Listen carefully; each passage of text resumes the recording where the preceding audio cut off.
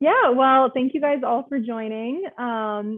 This is Raymond Tokar from Donnelly-Boland, and they are going to talk about tax issues that small businesses face. Many businesses do not know the correct way to prepare for tax season and end up facing tax issues that can be easily avoided. So we're going to talk about home office deduction issues, home-based business tax issues, retirement and health insurance plans, tax aspects of buying or selling a business, and what happens when you can't pay your taxes and other topics like that. So I don't know a ton about taxes, so I'm looking forward to hearing about this too. Okay, so my name is Matt. I work at Donnelly-Boland and Associates, and we have had a partnership now with Fiffic Law Group and Legal Shield for a few years now, and it's been going really well. And it's an opportunity for us to showcase what we do and get in front of a different audience, and it's also a good opportunity for Mike and his team to bring some value to their clients. And today's presentation is a really packed full hour. So we have Ray Tokar. He is a CPA. He has been with our organization now for about 7 years. And 8 years, lucky number 8, obviously. And I think that what we really try to do more than anything else is we want to just provide value. We're not here to sell you anything today. If you need help, we're always here, but we want to be seen as a resource. We want to be able to reach out to communities wherever they may be and show that, you know, this is our expertise. These are the things that we know how to do. So we have an entire series with Legal Shield and Fiffic Law Group this year. We're going to be talking about a bunch of different items. And today we're going to be focusing on these tax issues. And I think that Ray's going to do a great job kind of guiding us through that. Just a couple housekeeping items. If the bottom of your screen has a Q&A, and it also has a chat. If you have an exact question that is a question that needs an answer or response, please put that in the Q&A. Also, if you just have something that you want to bring up and maybe it's tacking on to something that has already been discussed, throw that in the chat.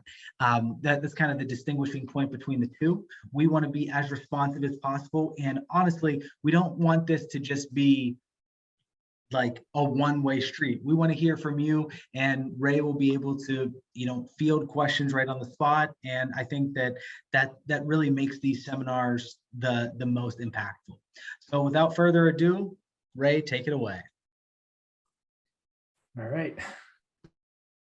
Thank you, Claire and Matt. Again, my name is Raymond Tokar. I'm with Donnelly-Boland and Associates. Again, just want to thank Fiffic Law Group for the continued partnership with us and having these seminars and webinars for everyone. So again, as I go through this, the topic will be the top tax issues faced by small businesses. So from there, the agenda today, I just want to go through what we'll be talking about. Again, small businesses face a lot of tax issues in any given year. Some are simple, some are very complex, and again, require calculations and analysis. You will need to be aware of what questions to ask and how to align your business appropriately. Small businesses have many business tax deductions available to them. Again, we'll go through some of those, again, like the top 15, 20 items that are legitimate, actual business tax deductions that are able to be used to ensure you are limiting your tax income in the right way. So again, we'll be going through some home-based business tax issues, business tax deductions for small businesses. And again, that will help you reduce your bill.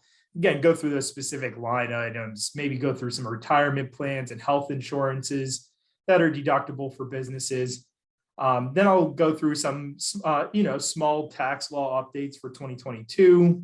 And then again, we'll go through some buying and selling a business and their considerations with that.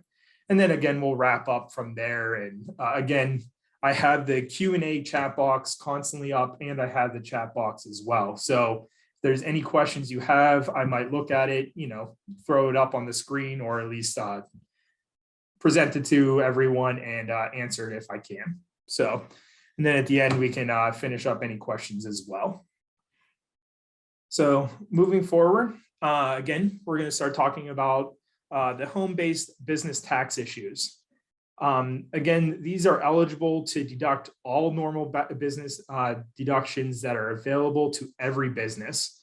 Again, some examples would be some office supplies or software subscriptions or even travel expenses. Also, potentially, people are eligible for the home office deduction. Again, COVID hit everyone. A lot of people are working from home now. Again, there's a lot of roles behind that. And again, we will talk about that in the upcoming slides.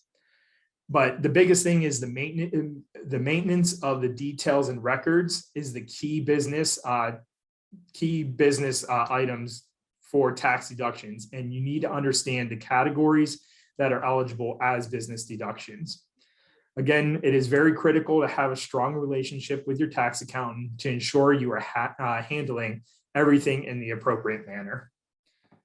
So with that being said, I have the first polling question. So let me pull that up. So let's launch that. So first polling question I have here is, how many of you are actually operating a business out of your home? Again, it could be your principal place. It could be your place that you work sometimes and be hybrid and work at other locations, or you don't work from home right now. So I'll give everyone a little bit of time to answer that, and then I will end the poll and show those results. And then from there, we will go into some home office deductions and just business deductions in general. So I'll give everyone about 10-15 more seconds, then we will.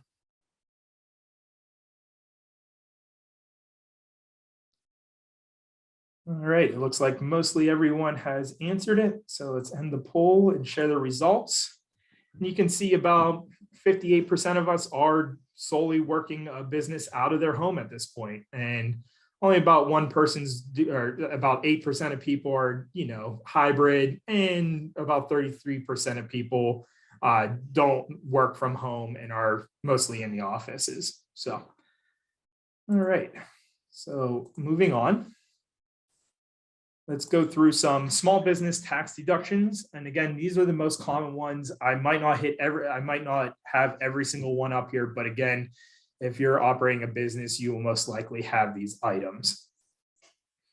So the first item would be the startup and organizational cost. Again, business startup costs are seen as a capital expense by the IRS, since they are an investment in your business. The money hasn't actually left the business. It was just transformed into an asset. These deductions typically occur over a number of years, and this expense is known as amortization. So depending on the life of that, cost and everything like that, we will amortize that over X amount of years and record that cost instead of it all being upfront. Recording these costs and related amortization help businesses accurately assess the profitability year over year. Again, you're dividing it out over those years. And some examples of startup costs and organizational costs would be your legal and accounting fees to acquire that asset or company. Maybe even starting up, you have these surveys and market research, or even filing fees for the corporation or partnership. So those are what startup and organizational costs are. The next item would be inventory. So inventory-based businesses will manufacture products or purchase them for resale. If this is the case for your business, you can deduct the cost of your inventory or even the cost of goods sold, cost of goods or items you sell. The value of your inventory at the beginning and end of your operating year are the necessary items to calculate your cost of goods sold. From there, the following are the type of expenses that go into determining those costs of goods sold. The cost of the products or even the raw materials. Again, this includes freight, storage, direct labor costs for workers who produce the products, even factory overhead. Again, that is, factory maintenance, equipment rentals, anything like that. It all goes into inventory, and ultimately your net number is your cost of goods sold for the year. Utilities, another big item most people have. Again, any utilities that you use directly for your business: water, electricity, sewage, telephone or internet, all of those items. Next item would be business insurance. Business insurance, these are expenses to insure real or tangible property. Again, it could be buildings, it could be auto insurance. And then again, you have workers' comp, you have malpractice, liability, and business interruption. Again, many different insurances out there. But again, if it's a business-related expense, it is a tax deduction for your business. The next item would be rent on property or equipment. Again, lease or rental payments for building, equipment, or vehicles, again, that are used for the business. The next item would be depreciation. Again, you have your fixed assets, you're buying your fixed assets throughout the years. And again, you set your thresholds for those. And again, these are considered you'd be depreciating capital assets that you are eligible for depreciation. Currently, there's multiple different ways to do depreciation. There's a bonus depreciation, which allows a business to deduct 100% of eligible capital assets in the year of purchase. There's also Section 179 that allows about up to approximately $1 million of equipment to be depreciated on your tax return. Again, there are some limitations and other calculations to be aware of with these bonuses and 179. But again, I'm not going to go into all those items today. Again, if you're not eligible for the bonus or 179, again, you will always be able to do just normal depreciation on the makers or even straight line depreciation schedules over the multiple years. Again, this could be a little bit spread over multiple long time periods, which would be buildings and building improvements, which could be upwards to 29 to even 30 plus years. So it could be a smaller expense if it's a building or building improvements. Check out that question too there, Ray. Okay. So we do have a question here. Spreadsheet satisfactory to track daily, monthly expenses if you don't have QuickBooks? It is, again, it's always nice to have a accounting software to use, because then you will be able to run financial reports and be able to compare month over month or year over year, so you can see trends. Again, as you start up, again, a spreadsheet is possible, but as you get bigger, it's definitely worth it to track on accounting software. And again, if you don't have QuickBooks, again, QuickBooks is probably one of the best accounting softwares right now for small businesses right now and startups. So, all right. So moving forward, going through some office supplies and furniture. Again, something straightforward: paper and boxes, printer ink, pens, desk organizers. Again, anything that's purchased for the use of in your business. Again, these are all tax deductions. Keep in mind though that you should have a capitalization policy if something is more than a certain dollar amount. Again, I talked about this in the depreciation section as well. Again, you can set your thresholds for your fixed assets to be between $500 up to even $5,000. So most places set it for $5,000 because they want to take those deductions in the year that they buy them versus spreading them out over the multiple years. But again, it all depends on your business circumstances and what thresholds and how long the assets will be, the useful life of those assets. Next item would be software subscriptions. Again, these are purchased or downloaded software. Again, what we just said: accounting software, customer record management, credit card programs. Again, these are all for your business and could be deducted. You may have some capitalization components if purchased software. And again, if it's a significant amount of money and you own that license, again, it will be spread over multiple years. Again, everything should be discussed with your tax accountant whenever it comes to year end to ensure you're capitalizing your assets appropriately. Next item would be advertising and marketing. Some examples: billboards, business cards, ads, graphic design. Again, all straightforward there. The next item would be business entertainment. Even you would throw meals into there as well. Again, entertaining clients with meals and events, baseball games, dinners, etc. Business meals are normally 50% deductible, but currently under the Consolidated Appropriations Act, meals are actually 100% deductible for calendar years 21 and 22. This is only temporary. It will go back to 50% after 22.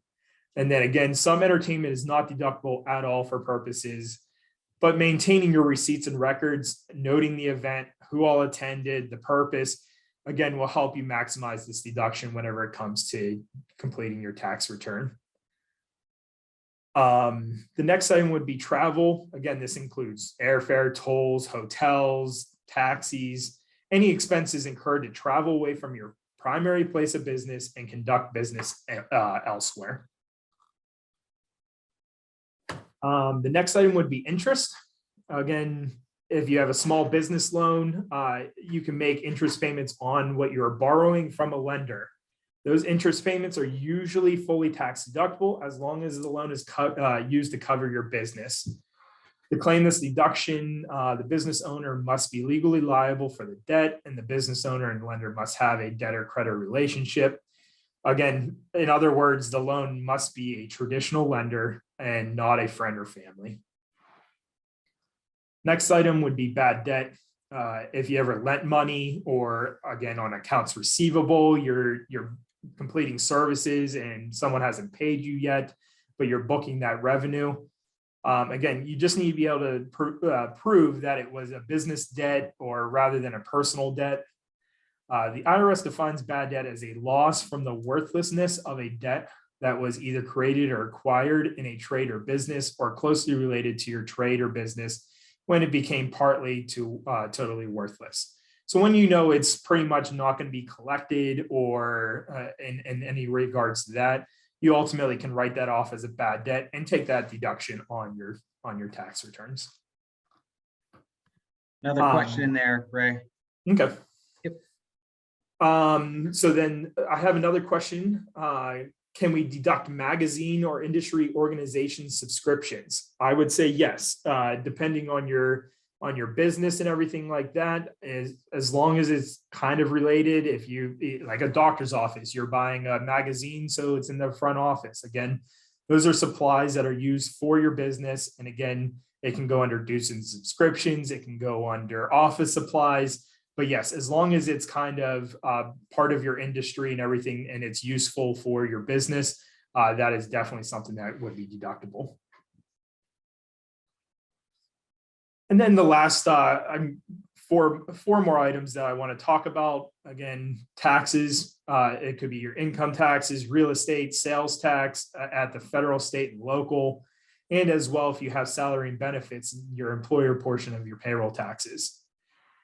Salary and benefits, this includes wages and employee benefits paid to your employees. Again, bonuses, commissions, any of that stuff can be deducted. But just be aware that if you are a sole proprietor, if you're a partnership, or even one of those two types of categories in businesses, you actually are not technically an employee if you are the owner of that business. So you are not paying yourself a salary and benefits. It's just considered draws. And ultimately, the net income of that business will roll through to your personal taxes and be taxed at the personal level. So you are not allowed to take salary and benefits if you are the owner of a sole proprietor or partnership. Second last one is contracted labor. Again, independent contractors, freelancers, again, people you pay to do some work for you and for your business. Again, these would be your 1099 vendors. A lot of people explain them as 1099, and anyone that makes over $600 would get a 1099 NEC at year end from your business. And then your final one would be legal and professional fees. These would be your attorneys, accountants, any professional organization hired for your business needs.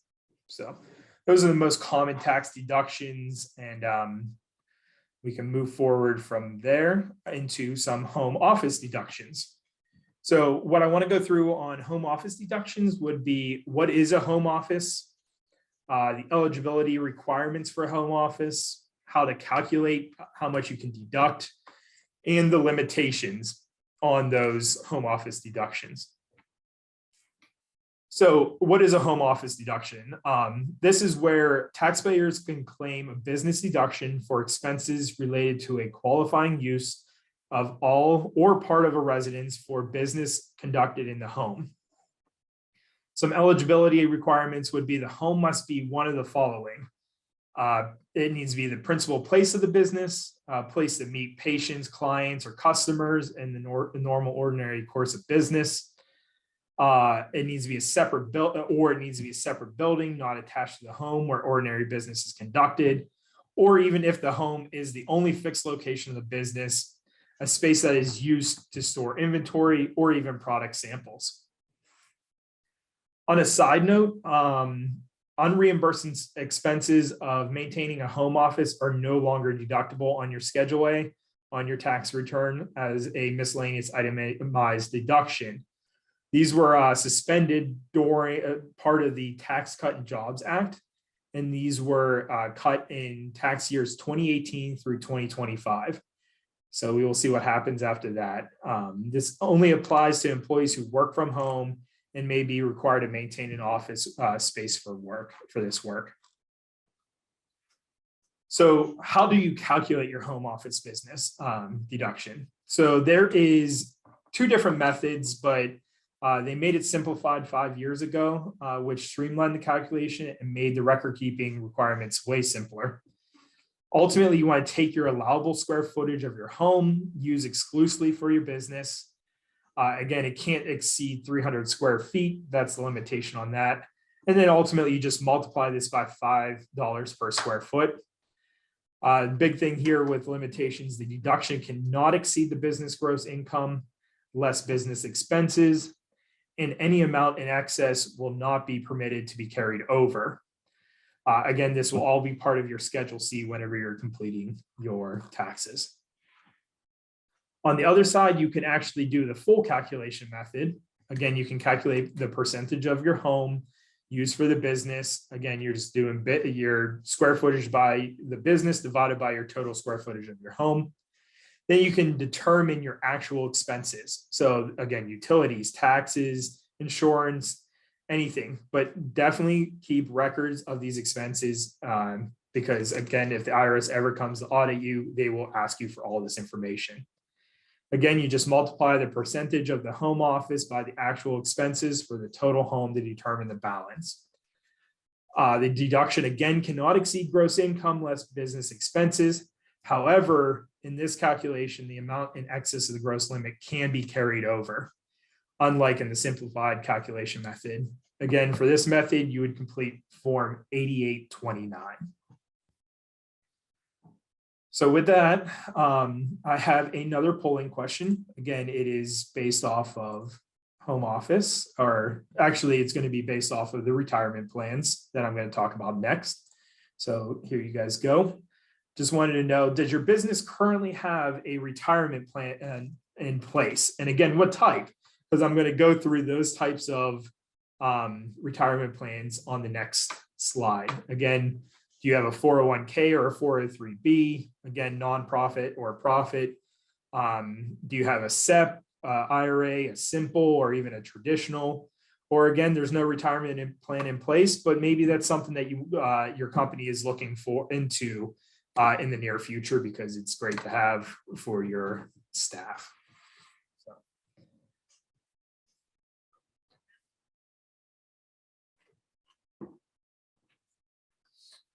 Give everyone about 10 more seconds, and then I'll close the poll.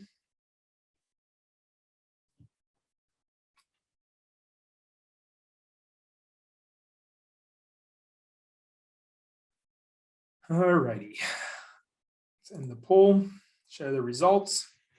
So there's about 31% of you currently right now that have a 401k or a 403b in place.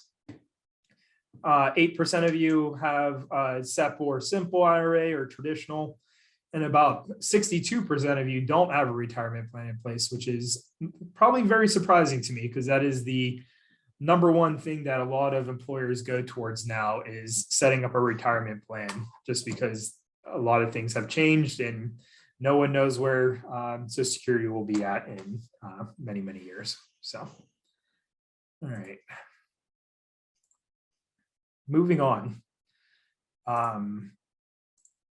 So again, I want to talk about some retirement plans and again, the related tax issues. Again, the list that I just had on the poll, again, I want to go through the 401k, a solo or self-employed, SEP IRA, and traditional IRA or Roth RIA.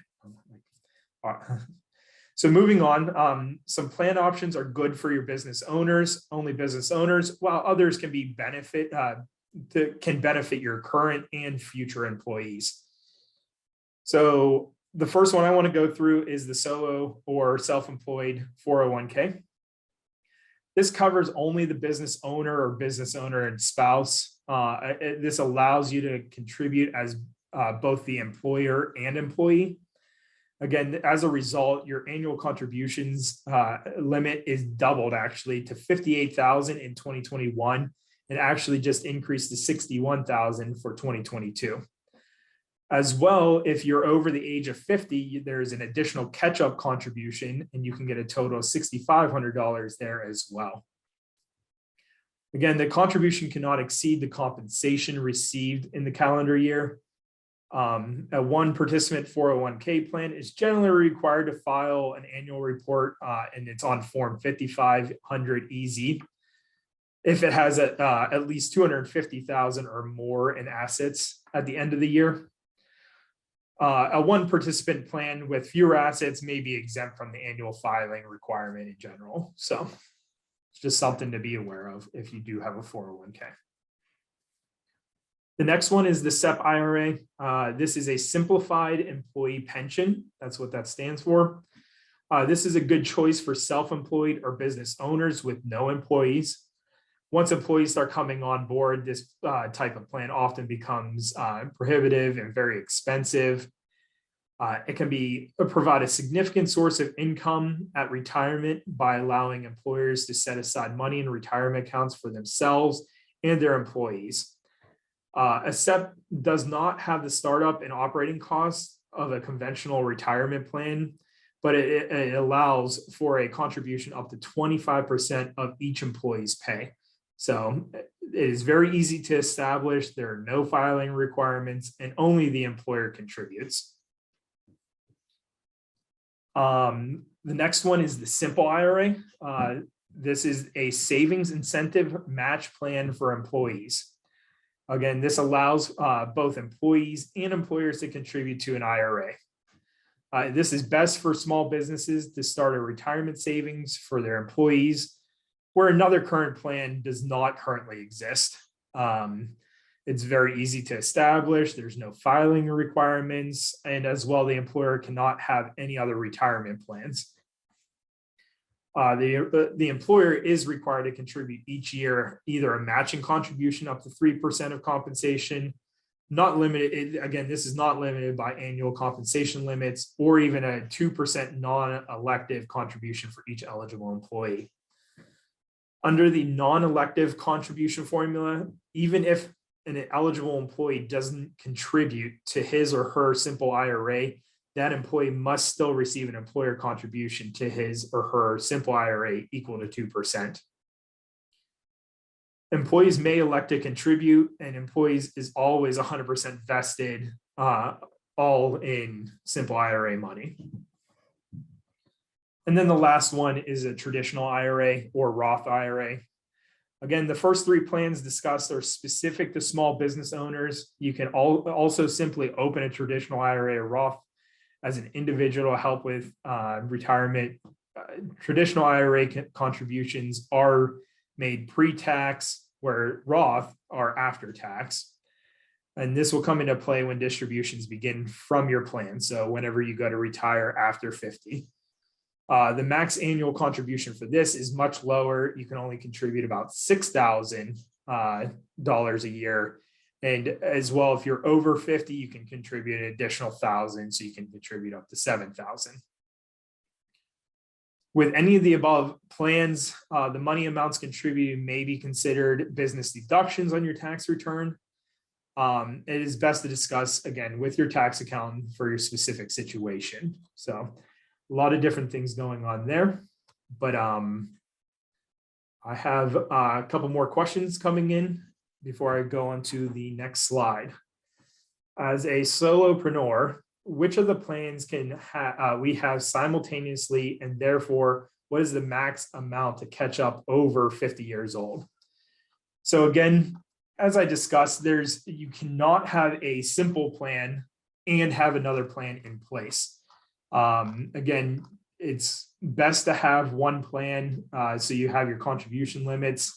I do not know exactly which ones you can have. If you can have maybe a solo 401k and a traditional IRA, I'm not confident in that. Again, that's where a retirement planner, a person that you want to talk to. Again, tax accountants know that, but you want to more talk to a financial advisor on that side as well for your IRA side.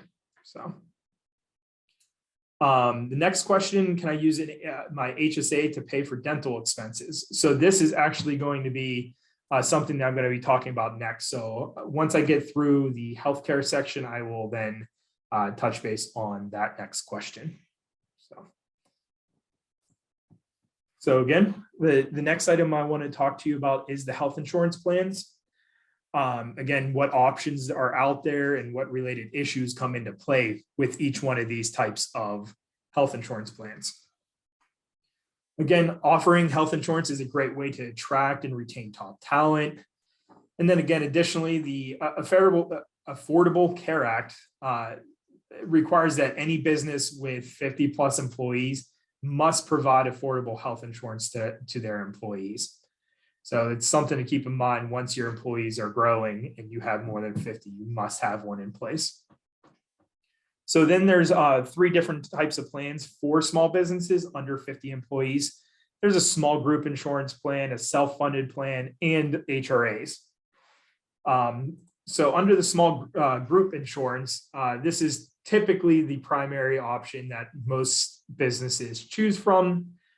Again, less than 50 employees. The coverage is provided to group members and is usually provided at a reduced cost as the risk is spread amongst the group of all the policyholders. So as the more you have in there, and depending on how many claims, that's how much the plan is going to cost the employer and the employee.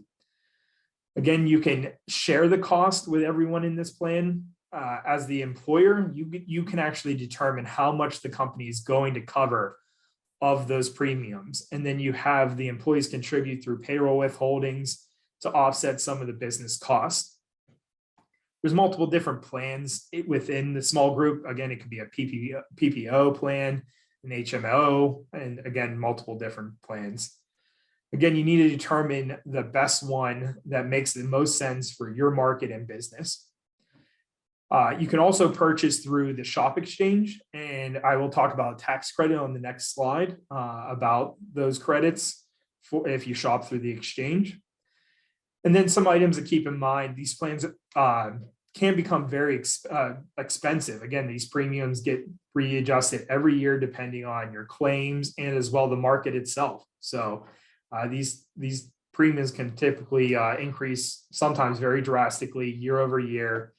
And there are participation requirements to be mindful of as well. The second one, again, is self-funded plans. Again, this is really the employer is paying the claims out of pocket. This is typically more common in larger organizations who want to control their spend and manage their risk pool. It's best to have some sort of trust or other funding source set up that earns money like interest from which to pay claims. Also, there are regulatory requirements related to this, HIPAA, ERISA, and others that must be met. Also, it might be a good idea if you have a self-funded plan to invest in some type of stopgap insurance to cover any large claims that could be in excess of several hundred thousands of dollars at one time. You don't want to be out all that money that you put in the trust in 1 year. Again, it could be a great way to save money but the risk is definitely much higher on the self-funded plan versus small group insurances. And then the next one is the HRA, the health reimbursement arrangements. These are very affordable alternatives to traditional insurance plans. And again, this model operates on reimbursements, just like the self-funded plan. But again, they're submitting, the employees are submitting directly to you. The employees visit doctors or pay for the visit, and then they submit the reimbursement to their employer, like I said. You as the business owner or employer decide how much you want to contribute by employee. So you can contribute monthly, yearly, however you want to do that. And the reimbursements to employees are tax deductible. Also, because the structure is outside of payroll, there are not payroll taxes related to these amounts, and the employees do not need to recognize as income. A few different types of HRAs exist, and if you have specific questions on these and types of plans, you should reach out, and as well, we can discuss offline or even talk to a healthcare advisor and everything like that. So again, some tax issues to consider in regards to health insurance would be health insurance premiums are paid for your employees and are 100% deductible.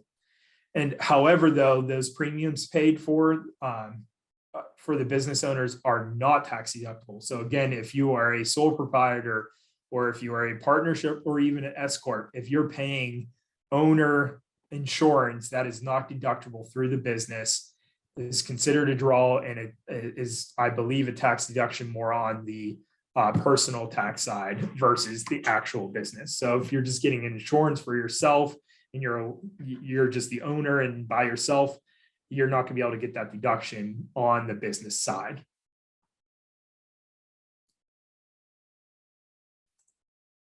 So then I mentioned this small business healthcare credit.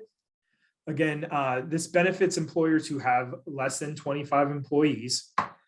They pay less than $56,000 per year on average for wages. And again, this changes every year depending on inflation. Again, you have to be able to go through the shop, the marketplace, to be able to get this insurance to make it qualified. And you have to at least pay 50% of the employee-only healthcare coverage for each employee. Again, if you meet all those criteria, you can get a max credit of 50% of those premiums, and they're available for 2 consecutive taxable years, and they can be credited, they could be carried back or even forward 2 years where the tax liability to offset any income. Again, you want to definitely discuss this in depth with your tax accountant, as the above is simply an overview to alert you to its existence and potential benefits to you as a small business owner. Again, this could be a big credit for a lot of people. And as well, like I explained, there's a lot of nuances whenever it comes to taxes about health insurance for owners.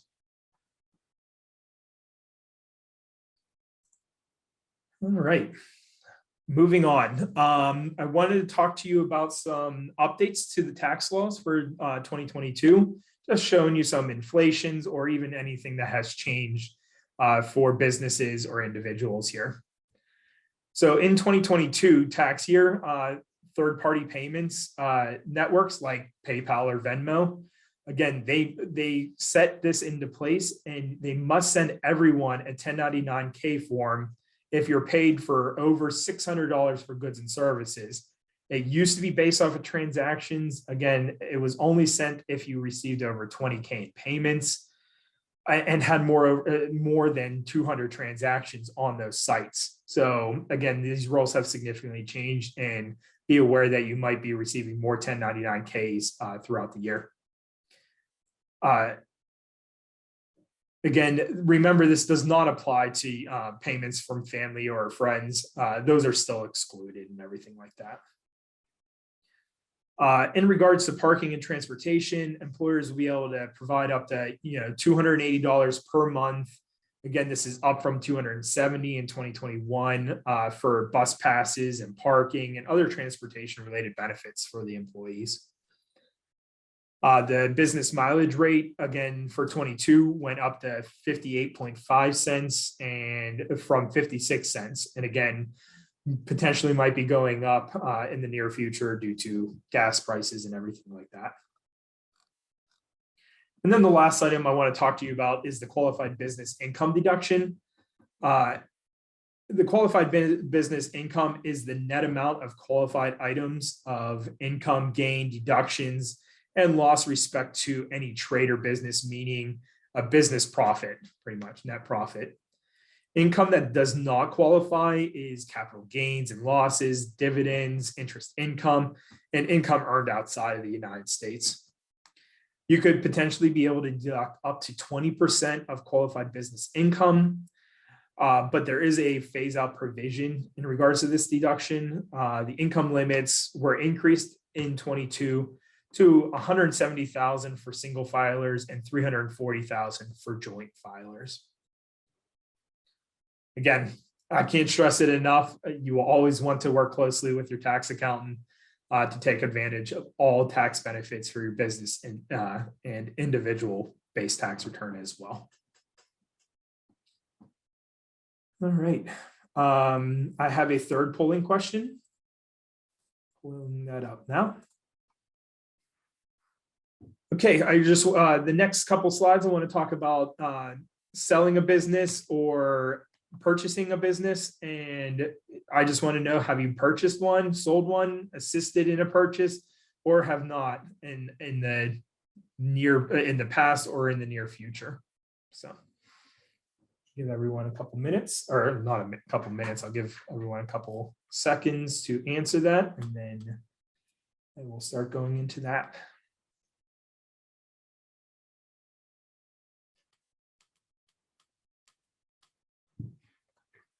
All right, 5 more seconds.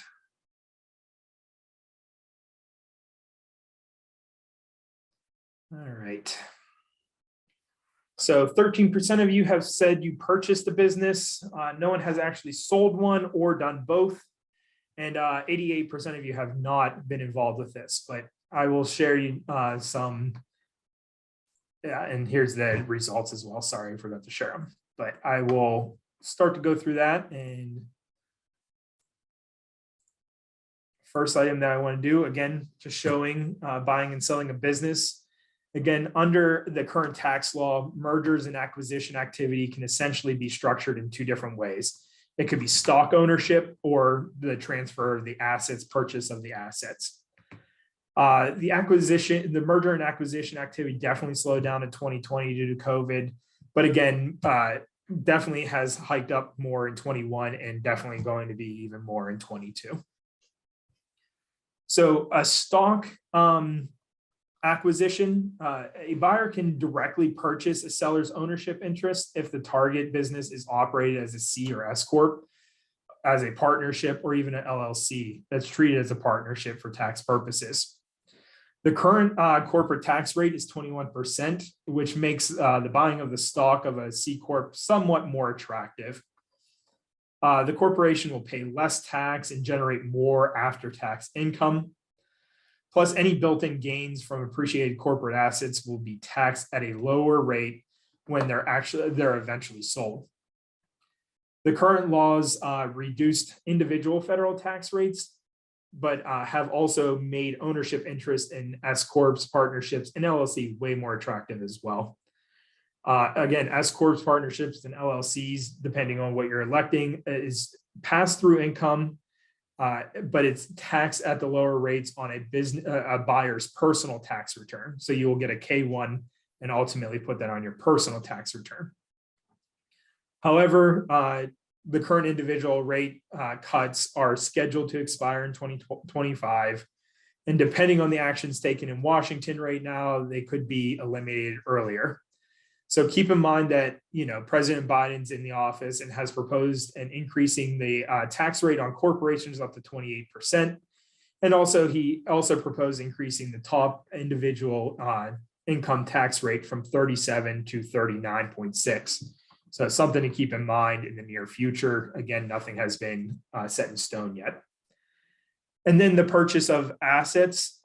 A buyer can also purchase the assets of a business. This may happen if a buyer only wants specific assets or product lines. And it's the only option if the target business is a sole proprietor or a single member LLC that's treated as a sole proprietor for tax purposes. So I do have a question here. If I have a Schedule C business expenses that exceed my business income, how much can I carry over every year? Does it max out at 3,000 like capital losses on Schedule D? Again, it all depends on what they end up being classified as. Again, capital losses, yes, you can only carry out at max 3,000, but you might be able to carry over more depending on the type of business income. Again, if it's rental income or if it's, there's many different types of income that could be carried over or even maybe potentially carried back depending on the type of business. But again, as a Schedule C, it's all done through your personal tax return. So again, there's multiple roles there. I can't tell you exactly how much, but I know capital losses are maxed out at 3,000. So, all right. Moving on, I have buying a business. Again, buyers usually prefer to buy assets instead of ownership interest. Again, when purchasing a business, buyers should be concerned about limiting their exposure. So if you buy ownership interest, you're ultimately taking on all the liabilities.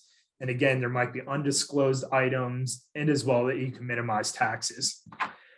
Keep in mind that buyers can increase the tax basis of purchase assets. Again, this is called step up in basis. And then again, this will lower your taxable gains when certain assets, receivables, and inventory are sold or converted to cash. Also, this increases depreciation and amortization deductions for qualifying assets. So in general, a buyer's primary goal is to generate enough cash flow from an acquired business to pay any acquisition debt and provide an acceptable return on their investment. So then I want to go into the actual other side, selling a business. And you can see sellers usually prefer stock sales for both tax and non-tax reasons. The main objective when selling a business should be to minimize the tax bill from the sale. So to minimize taxes in the most correct way, it is usually best achieved by selling ownership interest in a business, again, corporate stock or partnership or LLC interest, as opposed to selling assets of the business. With a sale of the stock or other ownership interest, liabilities generally transfer to the buyer, and any gain on sale is generally treated as lower tax long-term capital gain, as long as you held it for more than 1 year. So some critical items to keep in mind when selling your business, again, it's protect your intellectual property, ensure the business financial records are in order and readily available. Again, you can't stress enough. Again, it will be a lot easier to sell your business and the buyers know what's going on if the financial records are in order. You want to put your buyer's hat on. Again, it could be tough to sell, but again, you just got to be aware of what's going on. Just make sure status quo should be maintained so nothing is going crazy throughout the business while this is happening. And again, determine your role as the business owner during and post sale. So a lot of things to keep in mind whenever you are going through the sale of your business. So I have one final poll question that I want to put up there for you guys.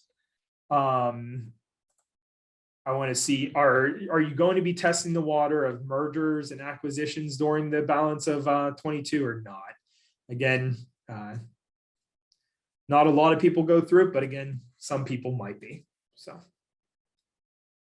and I will give you guys a couple more seconds because I see we're at 3:52, so I don't want to cut too much time. Just make sure we have enough time for Q&A and everything like that as well.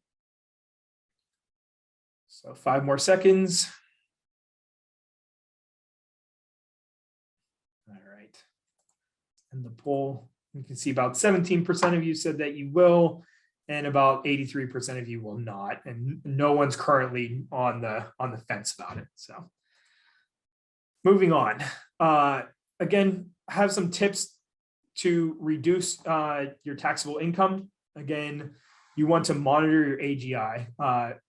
there are many tax breaks, limitations, and deductions and additional taxes that are based off of your AGI. Again, you probably saw a lot of the COVID stimulus checks, all that stuff. A lot of it is based off your AGI. So just be cognizant of what your AGI is and what your tentative AGI for the end of the year.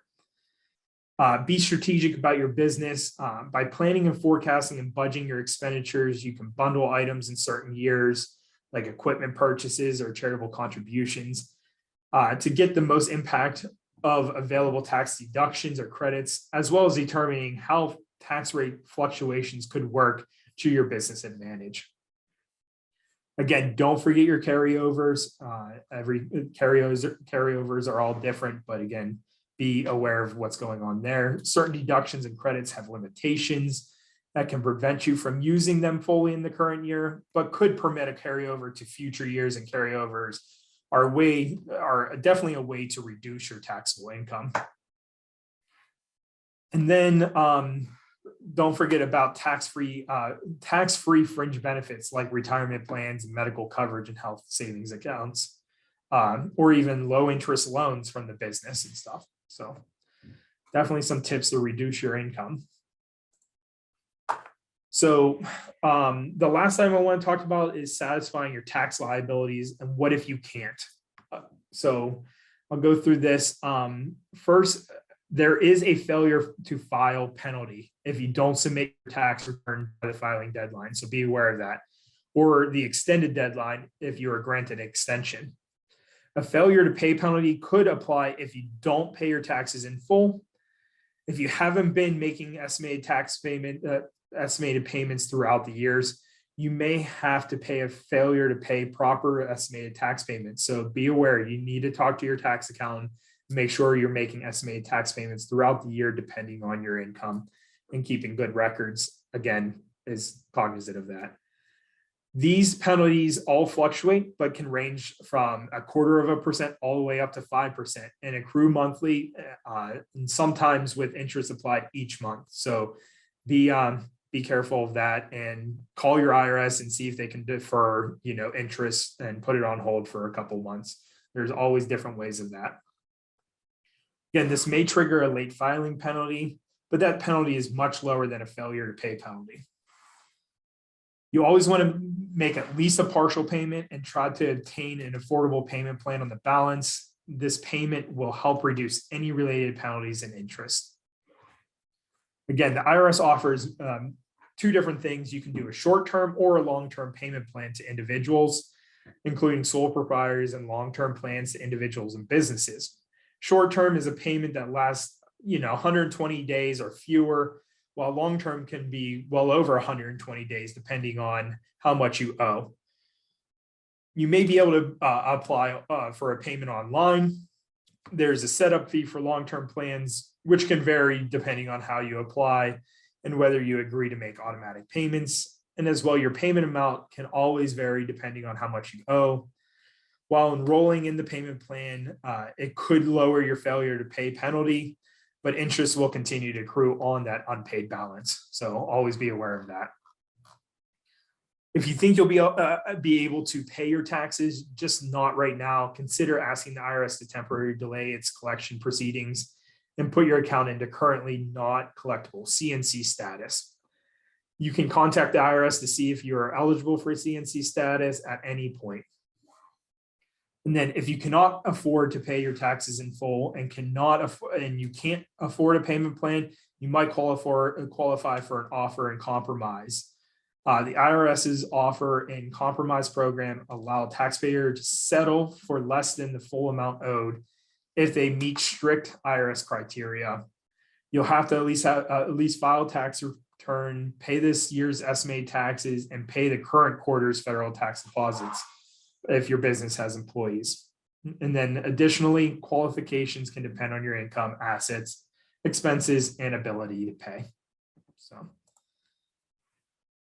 So just want to wrap it up, and we talked about a few things. We talked about home-based business expenses and the home office deductions, showed you the tax law updates for 22, and again, considerations about buying and selling a business.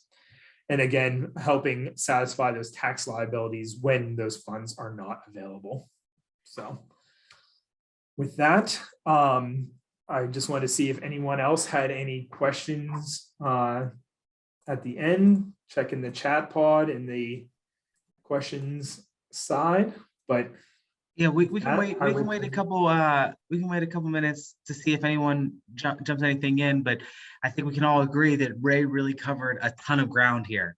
I think that he was able to walk through all the different pieces of what it's like for small business owners, and where there's some tax advantages and where there might be some liabilities, where you might be exposed a little bit. And more than anything else, I think the thing that he continued to come back to, big surprise, is that you need to have constant communication with your tax accountant. You need to know who's doing your taxes. You need to be able to leverage all of those potential filing status changes, the deductions, that you're doing everything that you can to maximize your tax bracket and your efforts and things like that.